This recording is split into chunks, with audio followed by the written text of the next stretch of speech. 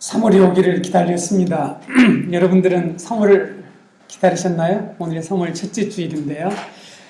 제가 3월이 되면 창세기 강론을 시작하겠다라는 목표를 가지고 있었습니다.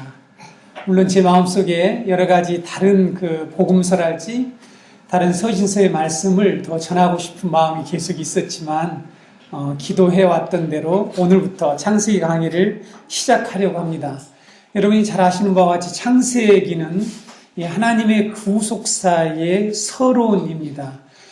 즉, 첫 창조로부터 시작해서 새 창조로 완성되는 하나님의 구원의 역사를 우리가 구속사라고 하는데, 구속사의 서론인 이 창세기에 기록된 첫 창조의 의미를 우리가 알지 못하면 구원의 완성을 말하는 새 창조가 무엇인지, 구원이 무엇인지, 구원의 완성이 무엇을 의미하는지를 우리가 이해하기 어렵습니다. 그래서 우리가 구원이라고 말을 많이 사용하는데, 이 구원이란 하나님 나라의 완성을 말한다는 것을 여러분이 익히 알고 있을 것입니다. 하나님의 나라의 완성이란 무엇입니까? 이 창조의 회복을 의미합니다. 창조의 회복을 가리킵니다. 창조의 회복은 에덴 동산으로 회귀하는 것을 의미하지 않습니다. 그 원시 상태에 타락할 수 있는 그런 존재인 그런 아담과 하와의 상태로 돌아가는 것이 아니라 하나님의 창조의 목적으로 돌아가는 것을 의미합니다. 하나님의 창조의 목적으로 만물이 회복되는 것을 창조의 회복이라고 말씀하고 있습니다. 이것이 구원입니다. 그러므로 첫 창조에 나타난 하나님의 창조 목적을 이해하지 못하면 새 창조로 완성되는 구원의 의미를 이해할 수 없게 된다는 사실입니다. 많은 성도들이 구원을 아주 심플하게 단지 죄로부터 해방이다, 천국으로 가는 것이다 라는 이런 단편적 지식만을 가지고 있는 것을 볼 때마다 참 안타까울 때가 많이 있습니다. 그렇게 알게 됨으로 인하여서 빚어지는 여러 가지 부작용이 참 많습니다. 우리가 어떻게 살아야 할 것인가 하는 이런 문제가 단순히 착하게 사는 정도 이렇게 생각하는, 그래서 우리 기독교조차도 윤리와 도덕적인 수준을 강조하는 종교다. 모든 종교는 결국은 선하게 살자는 게 아니냐라는 일반적인 그런 종교를 만들어버리게 되죠. 설교자로서 저는 이 하나님의 나라의 서막이라고 할 수 있는 이 창세기와 영광스러운 하나님의 나라의 완성을 말하고 있는, 영광스러운 하나님의 나라의 이 클라이막스를 설명해주는 성경의 결론이라고 하는 요한계시록을 이 목회 여정 가운데서 반드시 강론하려고 오랫동안 제가 준비해 왔습니다. 물론 그 사이에 여러 가지 말씀을 제가 전할 수 있겠지만, 그래서 여러분들이 많은 기도가 필요합니다. 오늘 지금 창세기 강의의 첫 번째 시간이기 때문에 여러분에게 부탁도 하고 이 서론을 말씀하는 것이 오늘 제 목표인데, 여러분의 많은 기도가 필요합니다. 말씀을 강론하는 제가 충실한 이 준비와 연구로 하나님의 뜻을, 창세기에 기록되어 있는 놀라운 하나님의 이 복음을 잘 전할 수 있게 해달라고 기도해 주시기 바랍니다. 이번에 제가 하려고 하는 이 창세기 강의는 윤리적 도덕적인 그런 설교가 아닙니다. 성경신학적인 분명한 그 성경신학의 바탕을 둔 이 구속사적 성경 해석과 그리스도의 중심적인 이 설교를 하려고 합니다. 아시는 바와 같이 구약은 오실 그리스도에 대해서 모든 것들을 예표하고, 그래서 오실 그리스도의 모형으로 모든 사건들이 이루어지고 있습니다. 그래서 어떤 본문을 말씀하든지 우리는 거기서 그리스도를 발견해야 되고 이 그리스도의 복음을 깨달아야 됩니다. 그러나 오늘날 우리가 많은 들은 설교들은 대부분 영담 수준에 우리가 어떻게 살아야 된다고 하는 이런 윤리 도덕적 수준으로 다 우리가 전락되어서 실제로 우리가 구약 성경에 있는 이 놀라운 하나님의 구원의 계획, 이 구속사의 놀라운 이 복음들을 들어보기가 쉽지 않다라고 제가 판단하고 있습니다. 그래서 저는 이 기독교 세계관에 입각한 창세기 강의를 하려고 오래전부터 이 많은 자료를 수집하는 일을 해왔죠.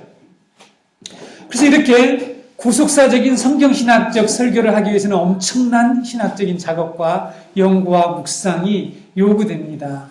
창세기는 이해하기 쉬운 책이 아닙니다. 창세기에 들어있는 복음을 전하려면 하나님께서 성경 연구에 평생을 헌신하게 하신 이 전문가들의 도움을 받아야 합니다. 우리 가운데 누구도 성경에 담긴 의미를 모두 다 설명할 수 있는 사람이 없다는 사실입니다. 그렇게 강조하는 사람들이 이단 중에 가끔 있긴 하대요만은 정상적인 이 믿음을 가지고 있는 사람은 절대로 자기가 모든 말씀을 다 안다라고 강조할 수가 없이 항상 겸손한 자세로 말씀을 읽어야 됩니다. 우리는 성경과 그 배경을 연구하는데 평생을 헌신한 분들의 이 도움을 반드시 받아야 합니다. 연구하고 공부를 많이 하는 사람은 마치 영성이 좀 부족한 사람인 것처럼 생각하는 이런 일들이 우리 가운데 있는데, 그래서 어떤 사람이 이렇게 내용도 없이 별로 이게 분명한 성경적인 근거나 신학적인 근거도 없이 성령 충만을 강조하고 정의되지 않는 이 신비한 말을 하게 될 때에 그 사람이 영성이 있는 것처럼 생각하는 신자들이 있는데 참으로 안타까운 일입니다. 하나님의 말씀이 진리임을 증거하기 위해서 많은 사람들이 고대의 문헌을 조사하고 성경의 이 유적지를 찾아가서 고고학적인 증거들을 발굴해내서 성경의 기록이 역사적인 진리임을 증거하는 신실한 주의 종들이 있습니다.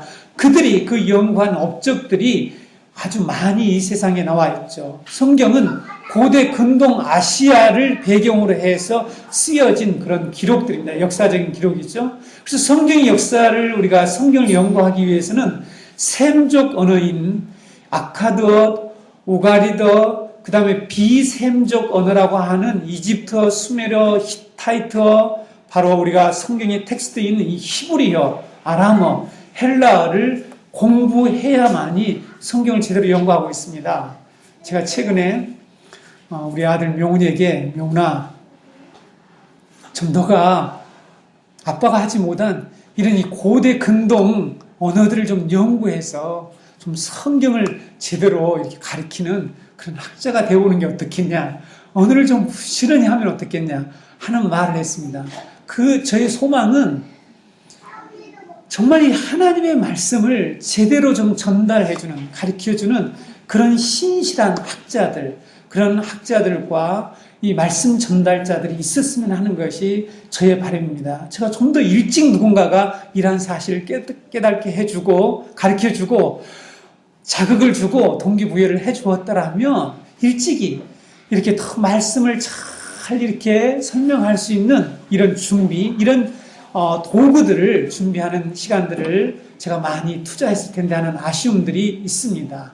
이런 학자들, 여러분, 고고학자들, 성경 신학자들, 그들 모두가 진정한 영성을 가진 분들입니다. 그래서 여러분, 헷갈리지 마시고, 우리 여기에 있는 분들은 그렇지 않겠지만, 이렇게 하나님의 말씀을 연구하고 진지하게 학문적으로 전달하게 되면 영성이 마치 좀 떨어지는 사람으로, 마치 능력이 좀 부족한 사람으로 생각하는 그런 분위기를 저는 참으로 마음 아파하게 생각하고 있습니다. 우리는 그분들의 도움을 받아야만이 바른 진리를 배울 수 있고 성경의 의미를 바르게 깨달을 수 있다는 것을 꼭 기억했으면 좋겠습니다.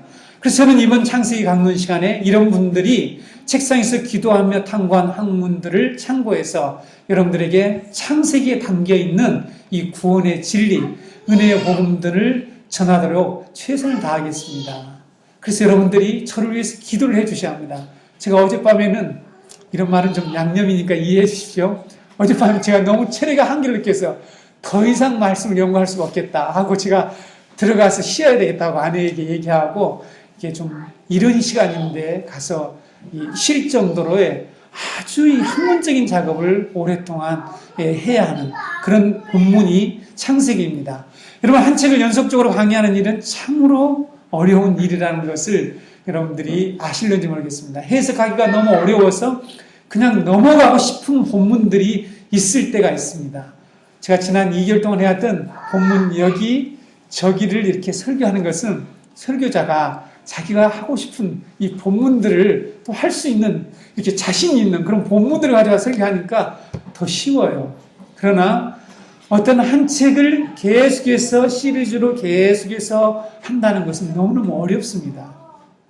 마치 우리가 어느 길을 가려면, 강원도를 가려면 요즘은 길이 좋아졌지만 우리가 계곡도 건너야 하고 골짜기도 내려가야 되고 높은 산도 올라가야 되고 하는 이런 아주 이 굴곡이 심한 그런 길들을 걸어서 어떤 목적지에 가는 것처럼 성경 말씀 속에는 아주 다루기 어려운, 해석하기 어려운 그런 말씀들을 만날 때가 있습니다. 그럴 때마다 성령님이 주시는 이 지혜와 이미 말씀 사역자들이 충실하게 연구해놓은 그런 말씀들을 도움으로, 그런 말씀 사역자들의 도움으로 제가 말씀을 잘 깨달아서 여러분에게 전할 수 있도록, 왜냐하면 그 일이 저의 일이고 여러분들은 이 말씀 사역자인 저를 통해서 이 말씀을 배울 수 있기 때문입니다. 그래서 이 일들을 위해서 열심히 꼭 반드시 날마다 꼭 기도해 주시기를 간절히 부탁드립니다. 왜냐하면 여러분들의 그 기도가 놀랍도록 제가 말씀을 준비하고 연구하는 데에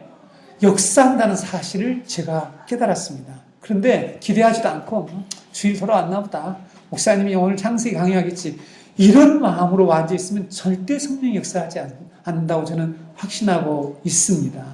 그리고 여러분, 이 말씀을 전하는 저의 이 마음과 하나님의 말씀에 대한 그 마음과 여러분의 마음이 동일하게 하나가 되고 또 하나님 말씀을 사모하는 그 마음이 믿음으로 화합해서 창세기에 나타난 하나님의 복음을 깨닫고 이 복음을 전하고 싶어서 이것이 바로 우리 기독교의 복음이라고 하는 그런 그 안타까움과 강렬한 열정들이 이번에 우리 정은교회에서 일어났으면 좋겠습니다. 저는 제 안에 제가 이 창세기 말씀뿐만 아니라 기독교의 이 진리가 무엇인지를 깨달은 이후에, 그리고 우리가 들었던 많은 그동안에 제가 약 한 50평생 이상 들었던 그 많은 말씀들 중에 거의 7, 80%의 기간 동안에 들었던 말씀들이 기독교의 올바른 복음이 아니었다는 것을 깨닫고 너무너무 마음이 아프고 안타깝습니다.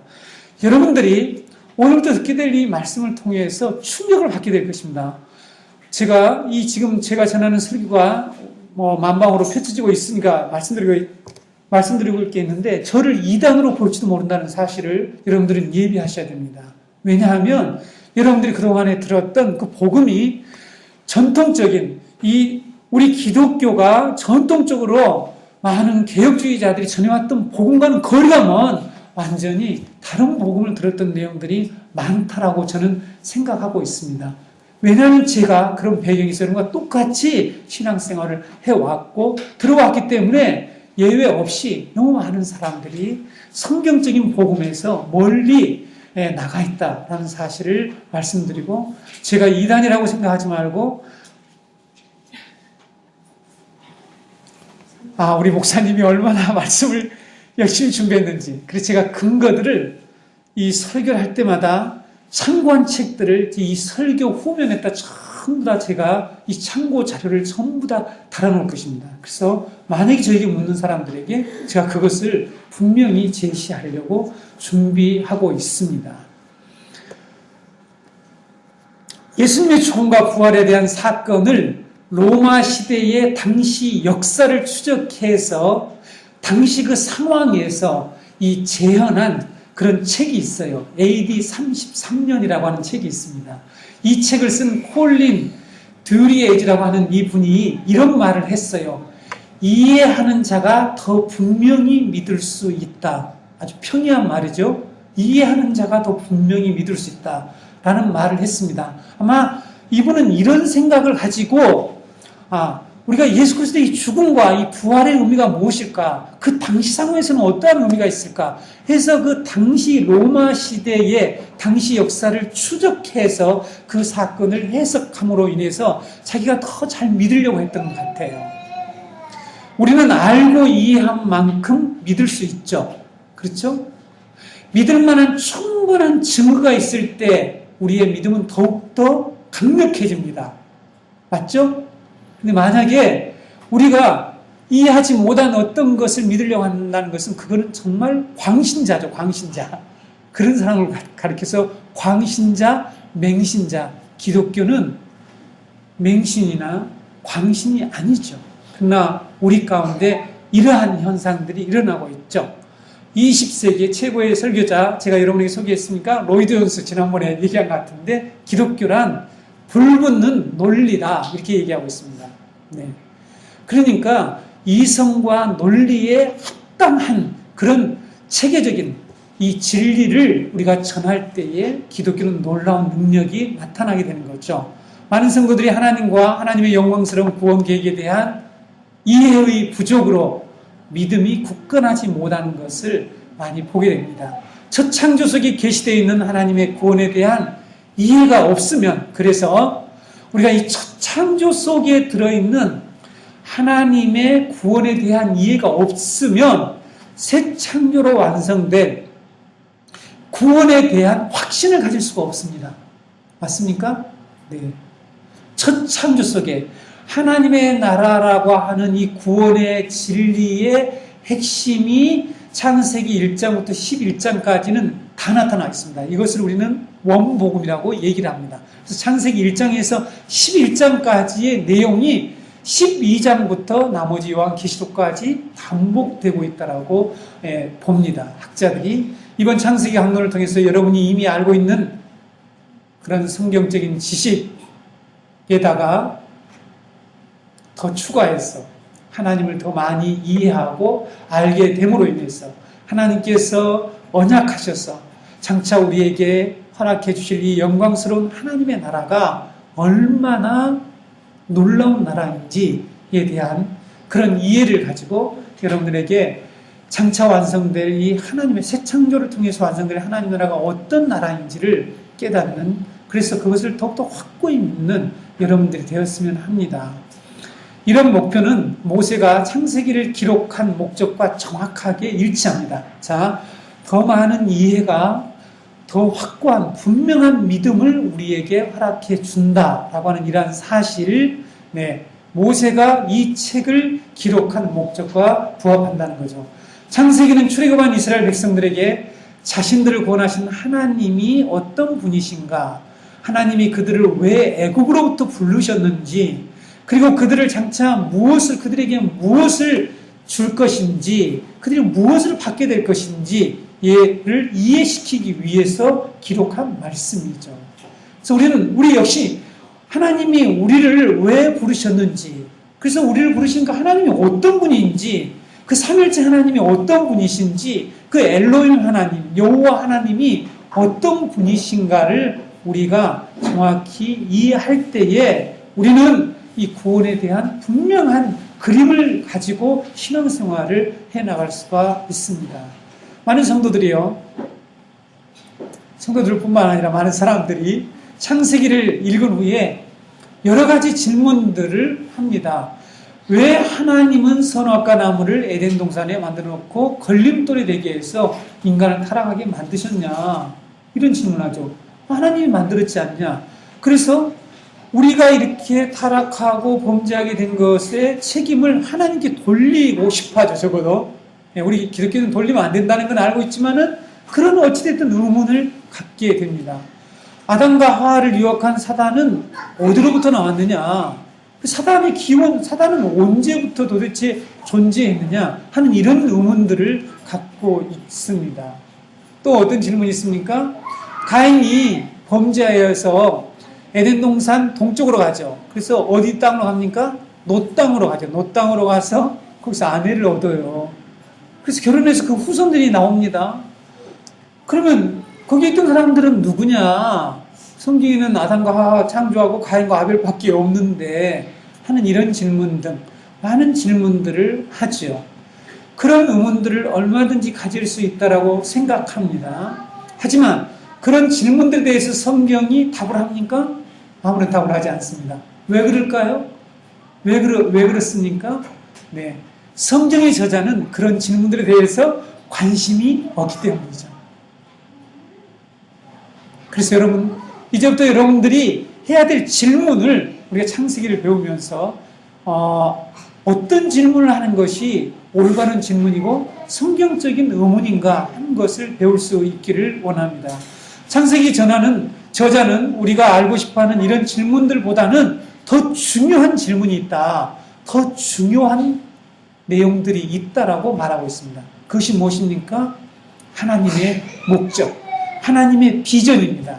하나님의 계획을 알려주고자 하는 것이 이 창세기의 목적이라는 거죠. 그래서 이 하나님의 이 계획, 이것을 우리는 크게 창조, 타락, 구속, 하나님의 나라 완성이라고 하는 이 구원의 큰 이야기, 이것을 이 메타 내러티브라고 합니다. 여러분들이 좀 더 들어주시면 좋습니다. 이 그랜드 내러티브라고 하는 큰 이야기, 거대 담론, 거대 서사시, 이런 말을 써요. 학자들이 그런 말을 씁니다. 이런 말은 우리가 흔히 쓰는 말이에요.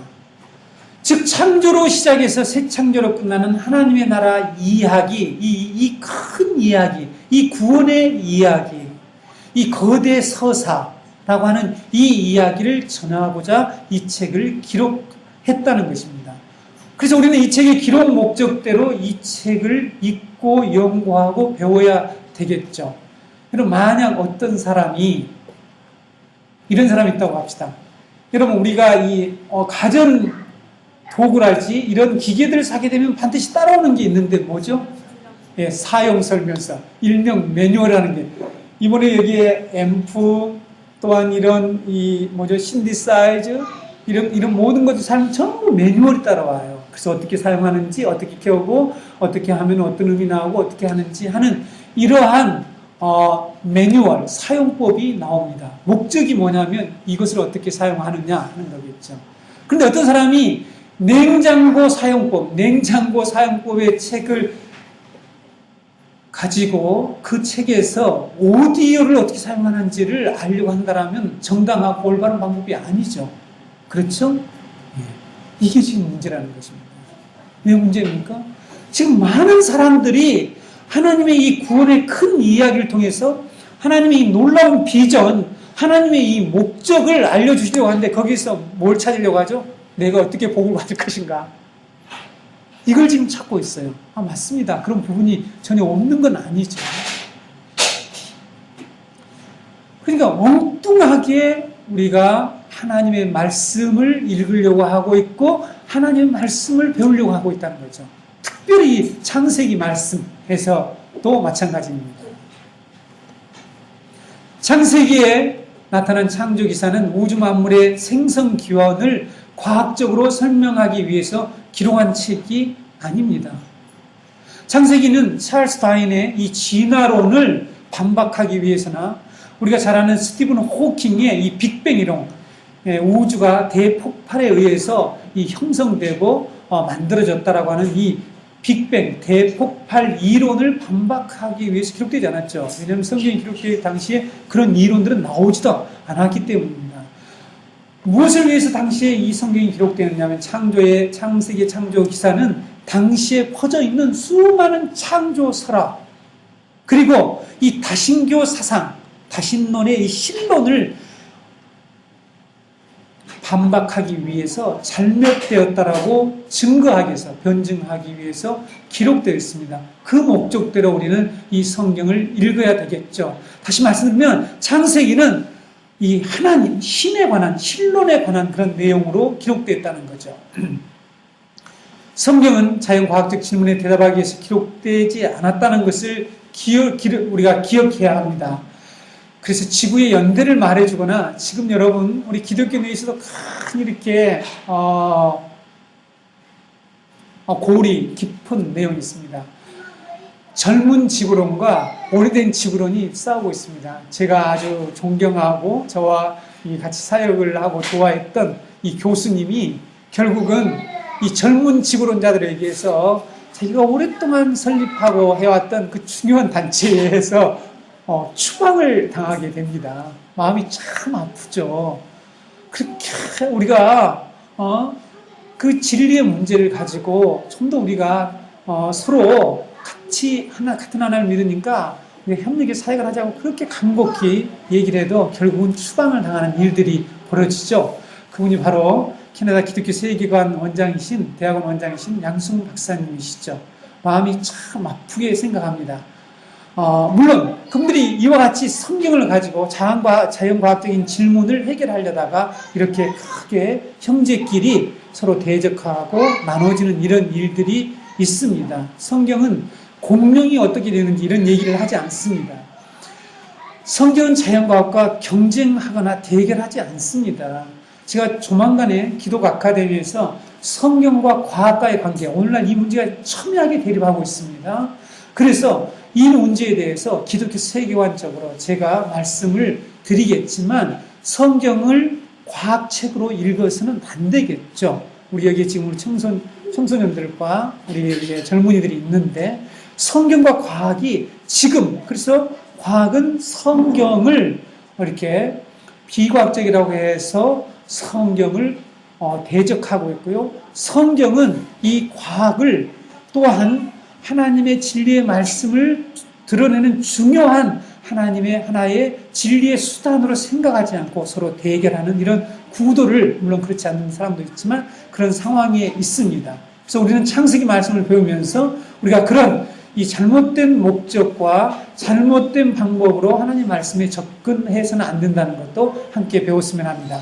오늘은 그래서 창세기 이 강의의 첫 번째 시간으로서 본문 강의보다는 창세기의 서론적인 창세기는 왜 기록되었는가, 창세기는 언제 기록되었는가, 누구에게 하신 말씀인가 하는 것들을 살펴보고자 합니다. 첫 번째, 창세기는 언제 기록되었는가 하는 것입니다. 단순히 제가 여러분에게 연대를 말하려고 하는 것이 아닙니다. 창세기가 언제 기록되었는가는 창세기 말씀을 이해하는 데 있어서 매우 중요한 포인트라는 사실이죠. 여러분도 이미 알고 있겠지만 창세기는 창세기가 기록된 사건들, 창세기에 기록된 사건들이 일어났을 때 그 시점에 기록된 사건이 아니라는 것입니다. 아시죠? 영원 전에 태초 창수할 어떤 이 우주 만물이 창조되었을 때 그때 기록된 것이 아니죠. 아주 오랜 후에 기록된 내용들입니다. 창세기에 기록된 그래서 이 세상 창조랄지 첫 창조의 우리의 이 인간의 이 첫 조상인 아담과 하와의 이 창조, 그 다음에 아담과 하와의 범죄한 사건, 노아의 홍수 사건, 바벨탑의 사건, 이스라엘 조상 아브라함을 선택하신 사건, 이 족장들에 관한 사건들이 시간적으로 볼 때는 출애굽 사건들보다도 앞섭니다. 다시 말씀드리면 창세기의 내용들은 출애굽 사건보다 분명히 앞서서 일어난 사건들이지만 창세기는 출애굽 사건보다 후에 기록됐다는 사실이죠. 이것이 중요하다는 말씀입니다. 출애굽 사건이 발생하기 전까지는 이스라엘 백성들에게 기록된 계시가 전혀 없었습니다. 그렇죠? 기록된 말씀이 없었어요. 그래서 그들은 아브라함과 이삭과 야곱과 요셉이 자신들의 조상이라는 것을 알았겠죠. 이 구전을 통해서 그들에 관한 이야기를 들었을 것입니다. 그리고 어떻게 해서 자신들, 이 유대인이라고 하는 자신들이 이 애굽 땅에서 살게 되었는지에 대해서 전래 동화처럼 이 구전을 통해서 들었을 것입니다. 그래서 알고 있었겠지만 왜 자신들이 이곳에서 살아야만 하는지, 장차 자신들의 미래는 어떻게 될 것인지에 대해서 전혀 알 수가 없었겠죠. 그렇죠? 자기들은 430년 동안 살아왔기 때문에 앞으로도 대대손손이 이렇게 살아갈 것으로 그들은 생각하고 있었을지 모릅니다. 왜 그렇습니까? 여러분, 왜 그랬는지 성경을 참 이제부터 생각하면서 들으셔야 합니다. 하나님이 아브라함에게 400년 동안 너희들이 이방 나라에 가서 종사를 하게 할 것이다 하라는 말씀하셨지만 그 말씀이 기록되어 있지 않기 때문에 알 수가 없다는 거죠. 없다는 말입니다. 그렇죠? 그래서 그들은 전혀 알 수가 없었어요. 자신들의 미래, 자신들의 정체에 대해서 애굽의 바로의 앞자리에서 노예 생활을 하면서 그래서 그들은 아무런 소망이 없이 어쩌면 살아가고 있었을 것입니다. 너무 고통스러워서 출애굽기 1장에 나타난 것처럼 그들이 하나님께 신음을 했죠. 그래서 그 신음하는 소리가 하나님께 상달되었다라는 거죠. 그래서 하나님이 그들의 고통의 소리를 들으시고 그 하신 약속을 이제 하나님께서 시행하셨다라는 내용이 출애굽기에 나오게 됐죠. 그래서 여러분, 이러한 상황에 소망도 없이 살아가고 있던 이러한 상황에 있던 이스라엘 백성들에게 하나님께서는 모세를 보내셔서 그들을 애고로부터 구속하시고 그들에게 비로소 창세기의 말씀을 계시해 주셨습니다. 그래서 그들은 세상과 자신들을 이해하기 시작합니다. 이 세상과 자신들을 이해하기 시작해요. 여러분들이 복음을 듣고 이 세상과 여러분 자신에 대해서 이해하기 시작하셨습니까? 네, 하셨겠죠? 그게 어느 부분적이지 말고 성경이 말씀하고 있는 성경 전체를 관통하고 있는 이 성경의 이 놀라운 구원의 이 드라마, 아까 말씀드린 이 메타 내러티브, 구원의 큰 그림 안에서 여러분들이 그 큰 그림을 볼 수 있어야 합니다. 그래야만이 여러분들이 확고하게 하나님이 보여주신 그 비전, 하나님의 구원의 그 계획들을 붙들고 계속해서 자루나 우루나 치우치지 않고 나갈 수가 있습니다. 이스라엘 백성들이 이렇게 하나님의 창세기의 이 말씀을 들었지만 그들은 어떻게 해요? 그들은 계속해서 하나님이 보이신 그 비전을 붙잡고 나갈 수가 없었어요. 그렇죠? 우리도 그런 부분들이 많이 있습니다.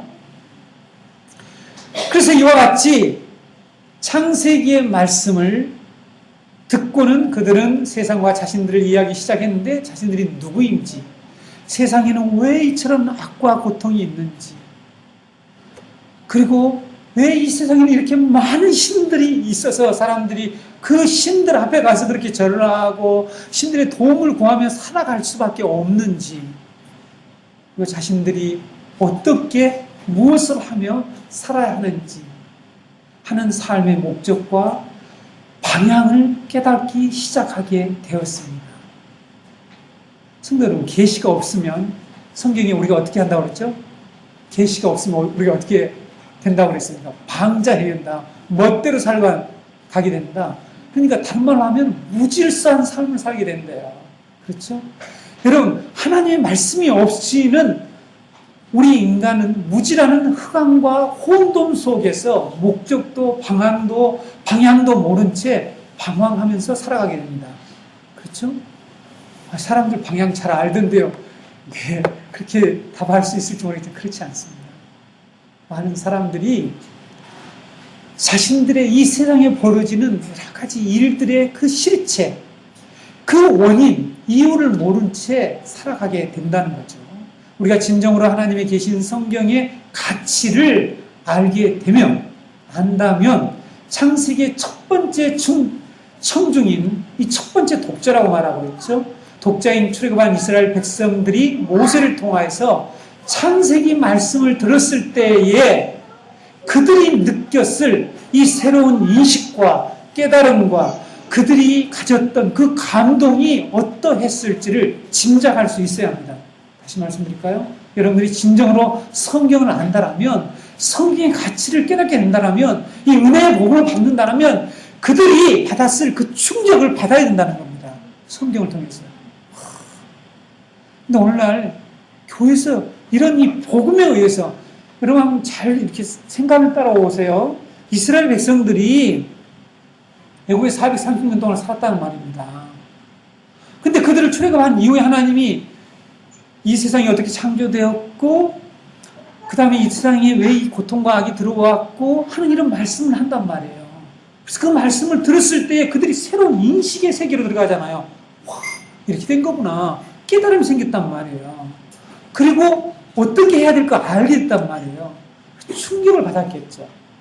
하나님은 이스라엘 백성들을 애굽의 노예 생활인 육체의 속박에서 구원해 주실 뿐만 아니라 그들을 영적 무지와 무지의 이 속박으로부터도 해방시켜 주셨죠. 이것이 바로 창세기 말씀을 들었을 때 그런 일이 일어난다는 거죠. 이해가 되시죠? 우리는 자꾸 이 육체의 속박, 육체의 이렇게 구속으로부터 해방된 것들에 포커스를 맞추는데, 창세기 말씀이 출애굽한 이후에 한참 있다가 그들에게 이 말씀이 선포됐다는 것입니다. 그래서 여러분, 출애굽한 이스라엘 백성들이 창세기의 말씀을 듣고 세상을 새롭게 보기 시작한 거예요. 여러분, 우리가 복음을 듣고 세상이 새롭게 보여야 합니다. 그렇죠? 새로운 인식을 가져야 되겠죠. 그런데 그렇지 못하고 예전에 가지고 있던 그런 인식 작용을 그대로, 제가 지난번에 기독교 세계관 말씀을 드릴 때 기억하시나요? 네, 마음을 새롭게 함으로 변화를 받아 하나님의 선하시고 기뻐하시고 온전한 뜻이 무엇인지를 분별하라고 할 때 마음을 새롭게 한다는 것은 새로운 인식 작용을 하는 것이다 라고 말씀드렸는데 기억하세요? 네. 가르치는 자와 듣는 자가 항상 똑같은 나팔을 불어야만이 그 교회가 제대로 된 교회예요. 그렇죠? 새로운 인식 작용을 하는 것이 마음을 새롭게 한다라고 제가 이렇게 여러분에게 해석해 드렸습니다. 성도 여러분, 창세기 말씀을 들었을 때에 영적 무지라는 이 흑암으로부터 우리가 벗어날 수 있기를 원합니다. 내가 이전에 알고 있었던 것들이 와르르 무너지는 경험들이 있어야 한다는 것입니다. 내가 이전에 알고 있었던 것들. 뒤에 제가 창세기 기록 목적에서 말씀드리겠지만 이스라엘 백성들이 이 창세기의 말씀을 들었을 때에 한번 그 상황을 생각해 보시라는 것입니다. 우리들이 왜 이렇게 여기에서 이런 이 노예 생활을 하면서 살아야 하는지 그 이유를 알게 됐다는 거예요. 그렇죠? 오늘날 복음이 완전히 이 물질주의적인 완전히 타락한 그런 우리가 메시지를 너무 많이 들어서 우리가 이와 같이 복음을 들었을 때 그래서 이런 복음을 전하면 사람들이 이 충격이 없지 않나 하는 참 안타깝습니다.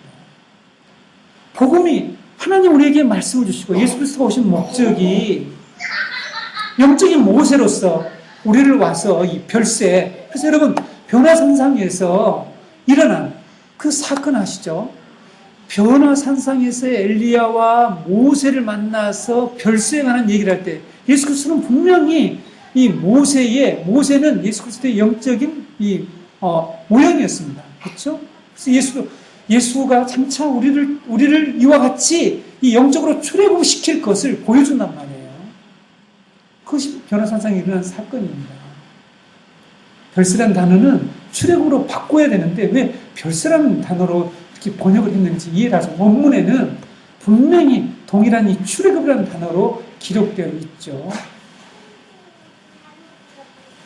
창세기의 말씀을 들었을 때 이스라엘 백성들이 그 느꼈던 경험했던 그것들을 우리가 이 복음을 들었을 때 특별히 이 창세기 말씀을 들었을 때에 이 충격을 받아야 한다는 것입니다. 물론 이미 충격을 받으신 분들이 이 자리에 앉아 계신다면은 반복해서 받지 않을 수도 있겠지만 하나님께서 그리스도를 통해서 창조 세계 전체를 회복하셔서 다시 자신의 은혜로운 통치 아래로 우리를 살도록 하신다고 하는 이 은혜의 복음이 창세기에 기록되어 있고요.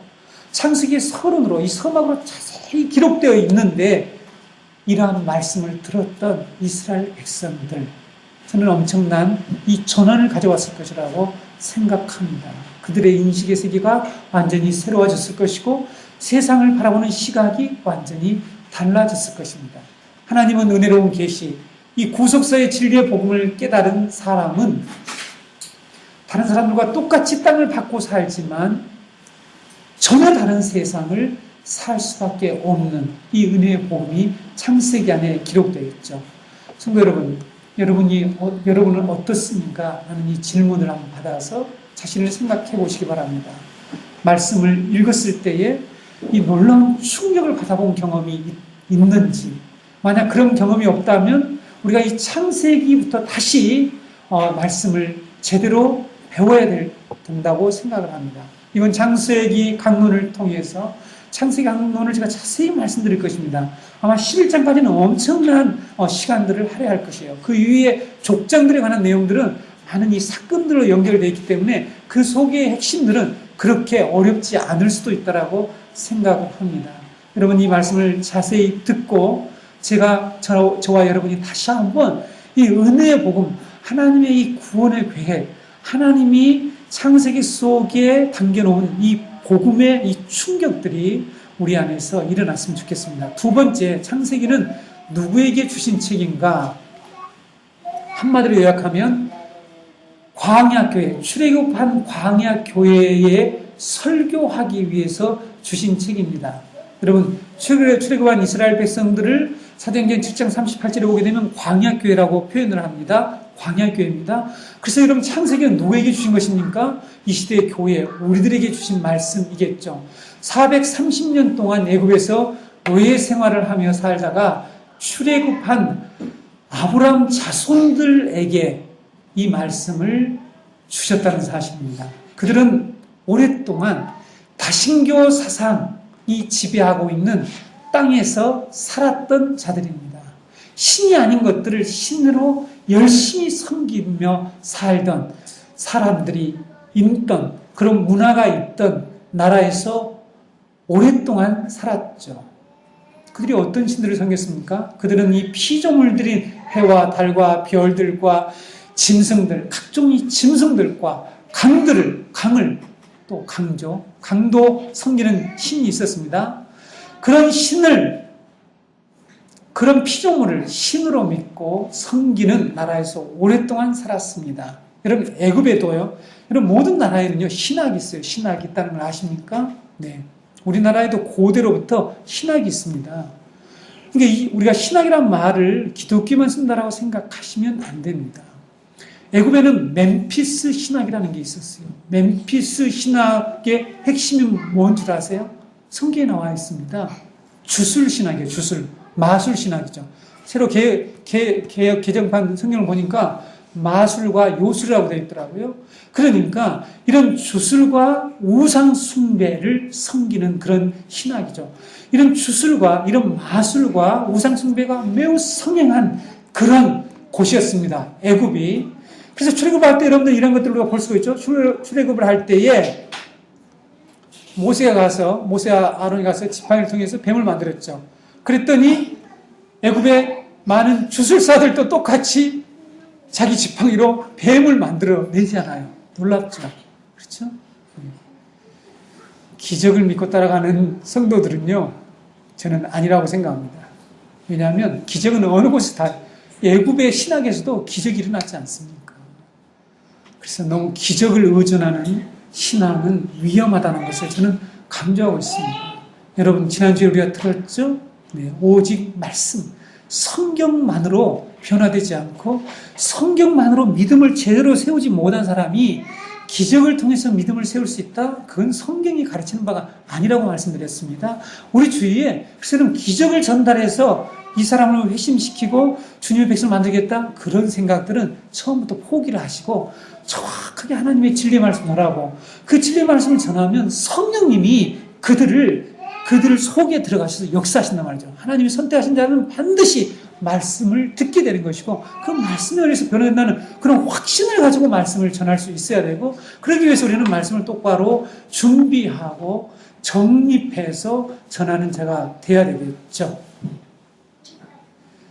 그들은 이와 같이 이러한 문화에서 400년 동안이나 살면서 이런 풍습에 완전히 젖어 있었습니다.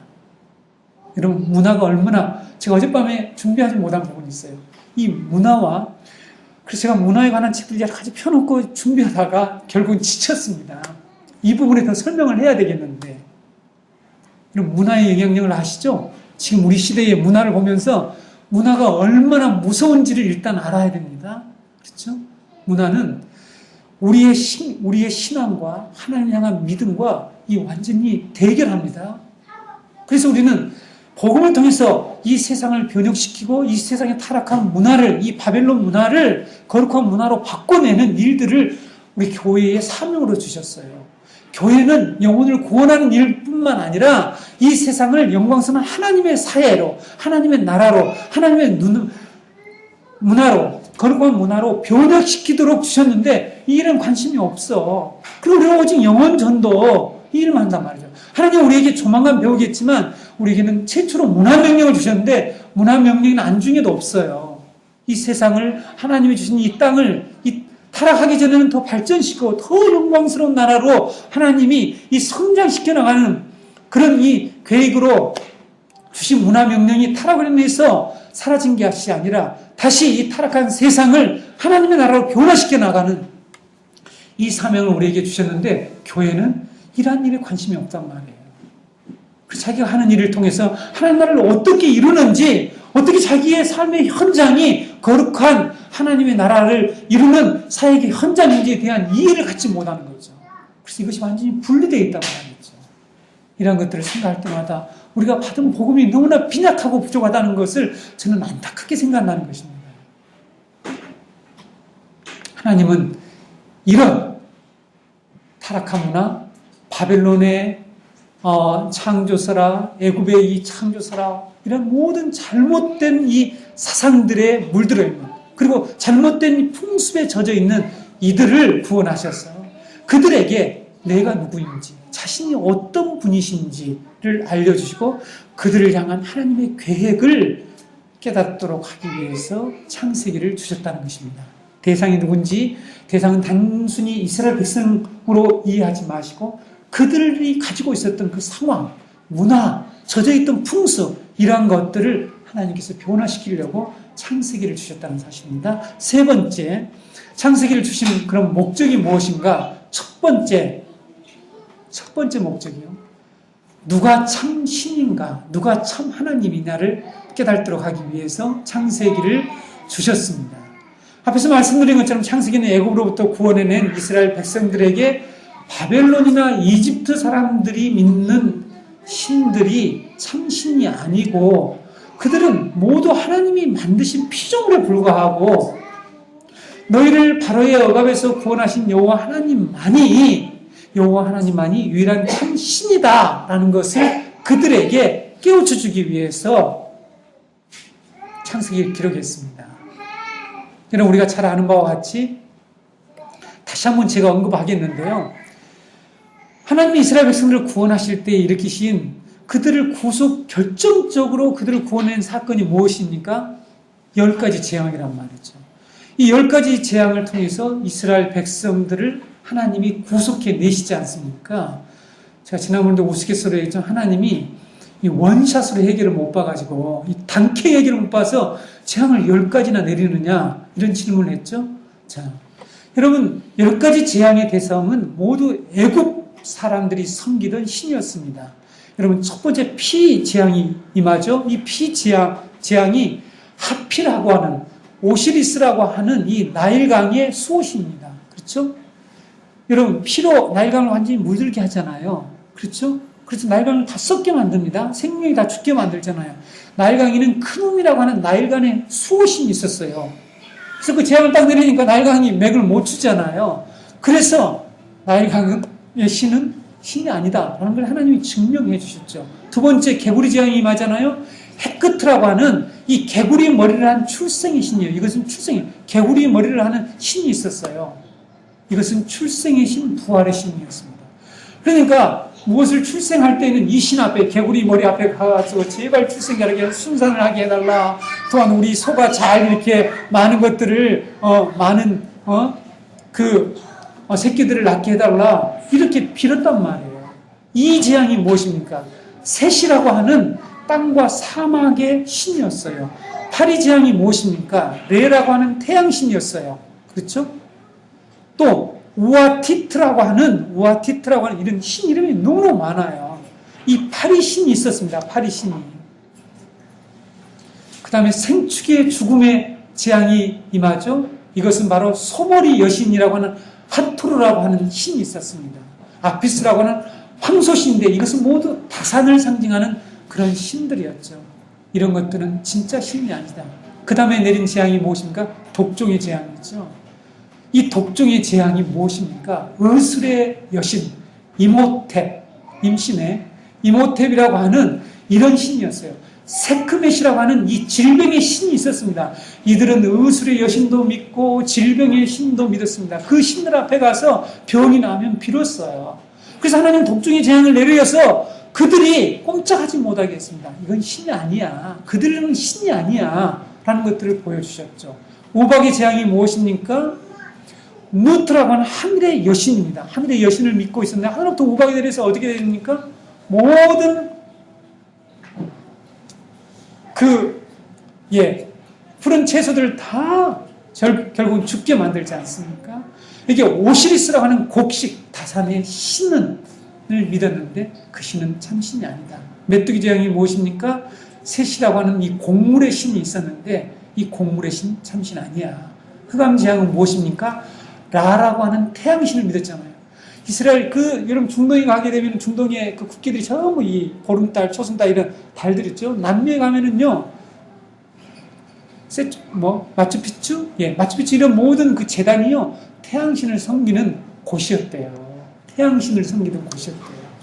이런 태양신, 진짜 신이 아니야. 그래서 흑암의 재앙을 또한 내려서 참신이 아닌 것을 하나님이 증거해 주었습니다. 장자의 죽음은 무엇일까요? 민이라고 하는 재생의 신, 헷겟이라고 하는 출생의 신, 여인을 돌보는 신, 이 신들을 꼼짝없이 만들어버리는 재앙이 장자 죽음의 재앙이었습니다. 그들은 이와 같이 한 신으로는 자신들의 여러 가지 문제들을 해결할 수 없다라고 생각해서 여러 신들을 만들어 놓고 섬기고 있었습니다. 아이를 낳을 때 출산의 신이 필요하고, 농사를 때 곡식 다산의 신을 필요했죠. 바다에 강에 가서 고기를 잡을 때 그곳에 있는 신의 도움을 받았죠. 이런 일들은 여러 신들이 자신의 문제를 해결해 준다라고 믿었단 말이죠. 그런 문화 가운데서 살아왔단 말이죠. 얼마나 찌들어 있었겠어요. 우리가 여기서 430년 동안 우리 2조 500년 동안에 우리에게 들어온, 우리나라를 완전히 지배하고 있는 문화 속에 완전히 박혀있는, 지난번에 우리 기독교시간에 배웠죠? 그게 뭡니까? 유교 문화. 유교 문화가 얼마나 우리의 이 생각과 사상과 우리의 생활 풍습 속에 자리 잡고 있습니까? 그 중에 좋은 것들이 없는 것은 아니지만 많은 것들이 하나님의 창조 질서와 하나님의 이 진리를 대적하고 있고 대립하고 있다는 사실을 우리 그리스도인들이 안다면 이러한 문화들을 말씀으로, 말씀의 빛에 비추어서 도려내는 이런 일들을 해야 된다는 것입니다. 그래서 하나님은 창세기 말씀을 통해서 애굽 사람들이 섬기는 신들을 모두 다 여호와 하나님 만든 피조물이며 여호와 하나님만이 이 세상을 다스리는 전능하신 분이라는 것을 알도록 하기 위해서 창세기 말씀을 주셨습니다.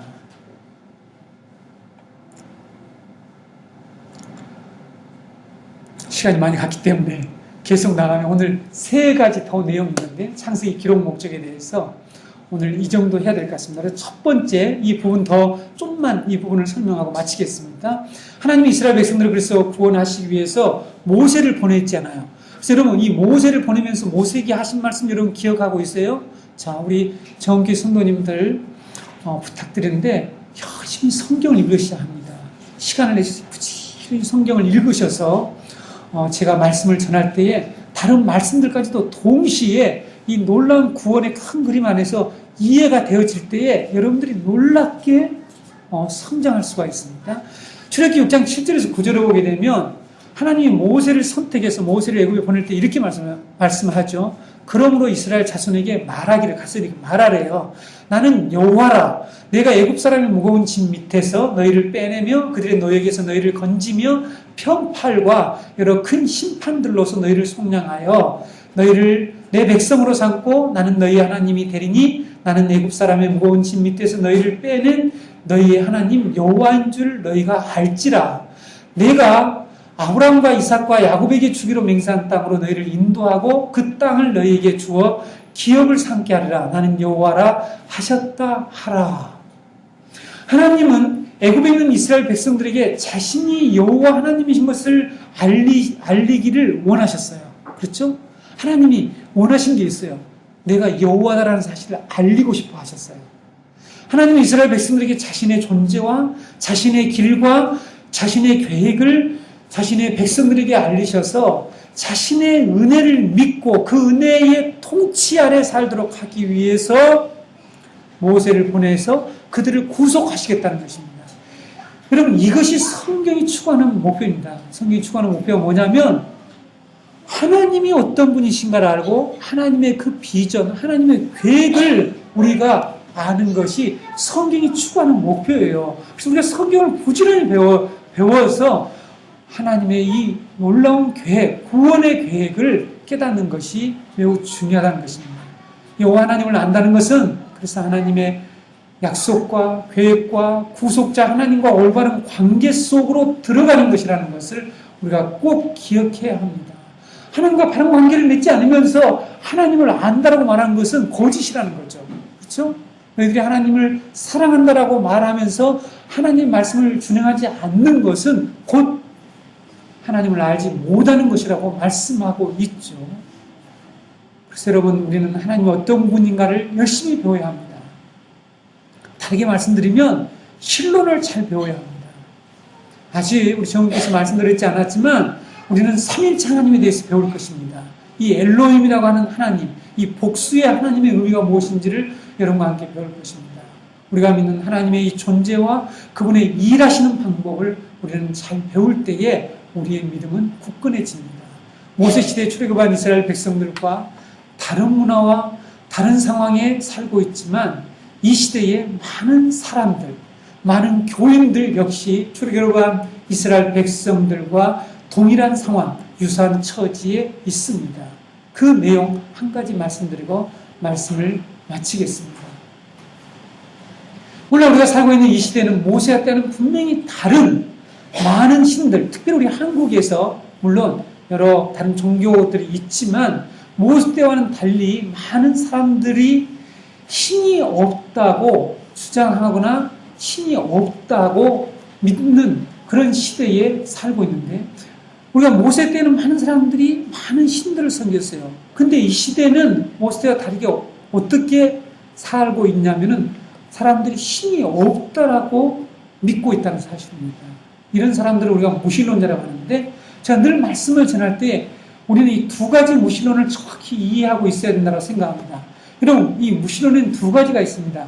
이론적 무신론이 있고요. 실천적 무신론이 있습니다. 실제적 무신론이라고 얘기합니다. 학자들이 그렇게 얘기하고 있죠.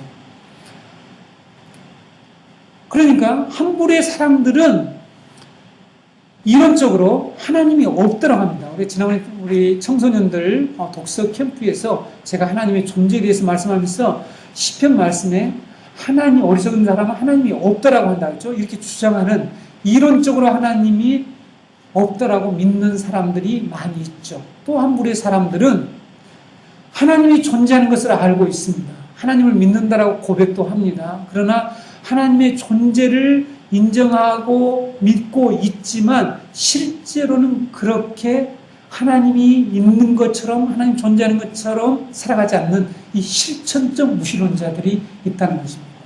이런 교회 안에는 어떤 무신론자가 많을까요? 네? 실천적 무신론자가 많습니다. 자, 이 부분 중요합니다. 이스라엘 백성들이 이론적 무신론에서 벗어나서 나중에는 어떤 무신론으로 나갑니까? 실천적 무신론자로 여러분 전락됩니다. 잘 아시겠죠?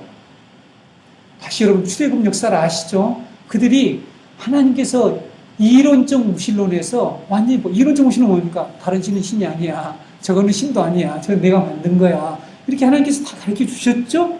그런데 그들이 계속 나가면서 어떤 무신론자로 바뀝니까? 실천적 무신론자로 바뀐다는 사실을 우리는 성경을 통해서 보게 됩니다. 그래서 성도 여러분, 이미 여러분들이 창세기도 읽으셨고 오랫동안 신앙생활도 하셨고 그동안에 많은 지도자를 통해서 말씀을 들었는데 우리가 이 창세기를 통해서 우리가 깨달아야 할 내용, 우리가 정말 해결해야 할 문제는 뭐냐면 실천적 무신론에서 벗어나는 것입니다. 실제적 무신론에서 이 부분이 우리가 하나님의 임재의식을 갖지 못하는 것, 하나님의 예배에 대한 태도, 이런 모든 우리가 하나님께 기도할 때에 확신이 없는 것, 이런 모든 것과 다 연관이 되어 있습니다. 우리 정교회 성도 여러분, 창세기 말씀을 통해서 하나님이 우리에게 이 창세기라고 하는 이 책을 통해서 깨닫고 배우기를 원하는 그 내용들을 잘 배워서 우리가 하나님을 바르게 이해한 만큼 우리의 믿음이 더욱더 굳건해져서 우리 정교회 성도들은 예외 없이 이제는 저는 철저하게 우리 성도들 한 분 한 분을 이 정확한 복음 안에 세우려고 할 것입니다. 성도 여러분, 우리 주위에 있는 우리 공동체 식구들 중에 믿음이 연약한 성도들을 이 들은 말씀들을 나누면서 정확하게 우리는 이것을 믿는다. 우리는 이런 신앙을 갖지 않다라고 우리들이 함께 우리 공동체를 세워나가기를 원합니다. 기도하겠습니다. 오늘 여러분 무신론에서 벗어날 수 있게 해달라.